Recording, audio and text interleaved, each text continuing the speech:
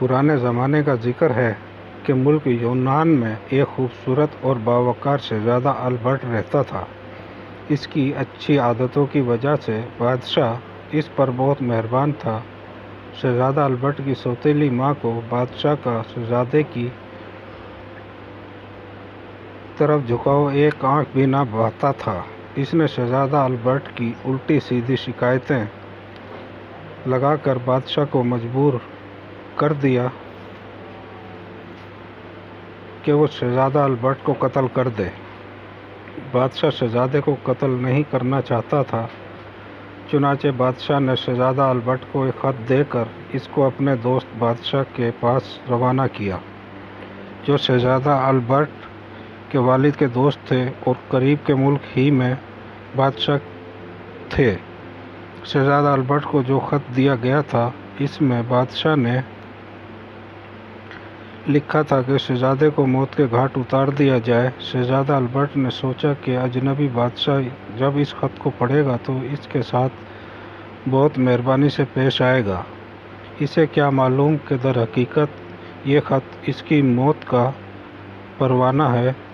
شہزادہ البرٹ جب دوسرے ملک پہنچا اور بادشاہ سے ملاقات کی تو اس کی اچھی عادتوں کی وجہ سے بادشاہ کو شہزادہ البرٹ بہت پسند آیا۔ اس نے زمانے کے رسم و رواج کے مطابق اس سے آنے کا مقصد پوچھے بغیر 9 دن تک اس کی خوب خاطر مدارت کی۔ 10ویں دن جب بادشاہ نے شہزادہ البرٹ سے آنے کا مقصد پوچھا تو اس نے بادشاہ کی خدمت میں اپنے والد کا خط پیش کر دیا۔ بادشاہ نے جب خط پڑھا تو بہت ہی پریشان ہو گیا، کیونکہ اتنی اچھی عادتوں والے شہزادے کو وہ قتل نہیں کرنا چاہتا تھا، مگر وہ بادشاہ کی بات بھی نہیں ٹالنا چاہتا تھا۔ چنانچہ اس نے اس مسئلے پر بہت سوچا اور اس سے چھٹکارا پانے کا ایک دوسرا راستہ نکال ہی لیا۔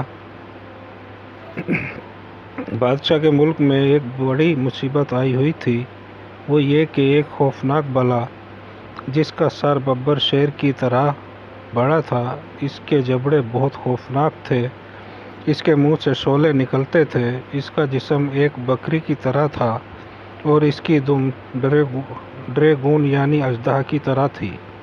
یہ خوفناک بلا سب لوگوں کے لیے مصیبت بنی ہوئی تھی۔ اس بلا نے بہت سے مردوں، عورتوں اور بچوں کو کھا لیا تھا۔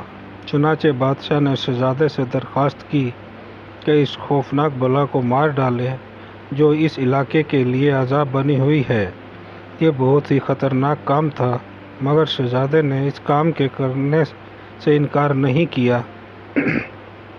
وہ نیک دل شہزادہ تھا اور لوگوں کو تکلیف اور مصیبت سے نجات دلانا چاہتا تھا۔ اس نے عقل کی دیوی سے مدد کی درخواست کی۔ عقل کی دیوی ہر بات جانتی تھی، ساتھ ہی اسے معلوم تھا کہ شہزادہ کتنا بہادر ہے۔ چنانچہ اس نے شہزادے کی مدد کی اور اسے ایک تحفہ دیا۔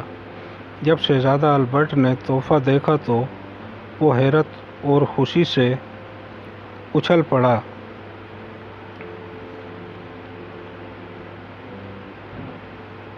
ایک بہت ہی پیارا اور خوبصورت سفید رنگ کا گھوڑا تھا، جس کے کندھوں پر بھی بہت ہی خوبصورت سفید چمکدار پر تھے۔ شہزادہ البرٹ اچھل کر گھوڑے پر سوار ہو گیا۔ جیسے ہی وہ سوار ہو کر گھوڑے میں سوار ہوا، گھوڑا ہوا میں بلند ہو کر اڑنے لگا۔ شہزادے نے گھوڑے کا رخ بلا کی طرف کر دیا اور جب اسے وہ بلا نظر آنے لگی تو اس نے اس پر تیر برسانے شروع کر دیے۔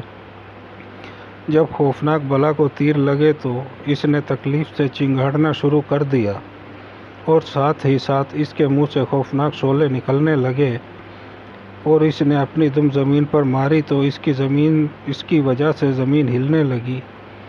لیکن ان چیزوں سے شہزادہ البرٹ کو کوئی پریشانی نہیں ہوئی، کیونکہ وہ زمین پر تو تھا ہی نہیں، وہ تو اپنے اڑنے والے گھوڑے پر بہت بلندی پر تھا، اس لیے وہ بلا کے شعلوں سے محفوظ تھا۔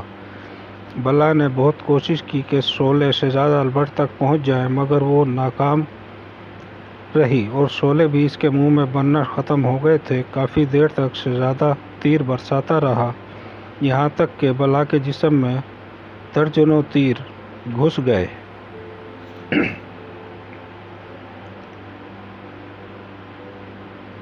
اور وہ لہولہان ہو کر تڑپنے لگی۔ ایک ہولناک چنگاڑ کے ساتھ خوفناک بلا زمین پر گر کر ہمیشہ کے لیے مر گئی۔ اس طرح شہزادہ البرٹ کی بہادری سے ان لوگوں کو برسوں بعد اس بلا سے نجات ملی۔ شہزادہ بادشاہ اور اس کے ملک کی رعایا یہ دیکھ کر خوشی سے بے قابو ہو گئے۔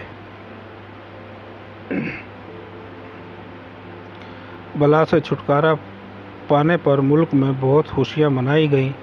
اس کے بعد بھی بادشاہ نے شہزادہ البرٹ کو بڑے سخت اور مشکل کام سپرد کیے، مگر اپنے اڑنے والے گھوڑے کی مدد سے وہ ہر مرتبہ سرخرو ہو جاتا۔